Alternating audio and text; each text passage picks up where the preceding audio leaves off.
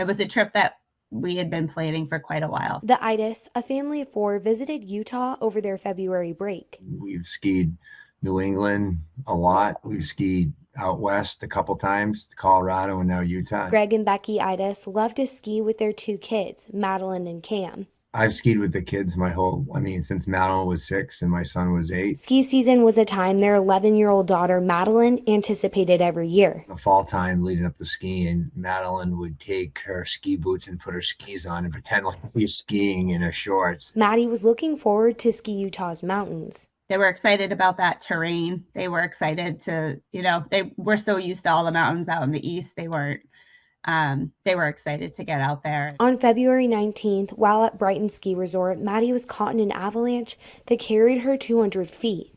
Everybody worked hard to try to save her. It doesn't even feel real, to be quite honest with you. A rescue helicopter was dispatched but couldn't land due to weather.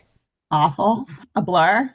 Unreal. A nightmare. Family vacation goes so bad with just losing our daughter, Madeline. They're thankful to the skiers who were nearby and first responders who did everything they could to try and save their daughter. The messages that I've received over the past week from people in Utah, it's been really, really comforting to know that there's so many good people out there. Now they're working to honor Madeline by making a positive change. Push the initiatives so this will never, ever happen to a family again. They've created the Forever 1111 Foundation. Madeline was born on May 11th.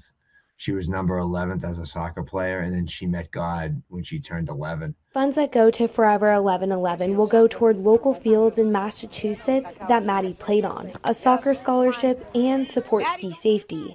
Being aware of your surroundings and understanding the level of a potential avalanche. Through the foundation, her family hopes her spirit will live on. Always dancing, always singing, always laughing. If you'd like to donate to the foundation, the information is on my online article at fox13now.com.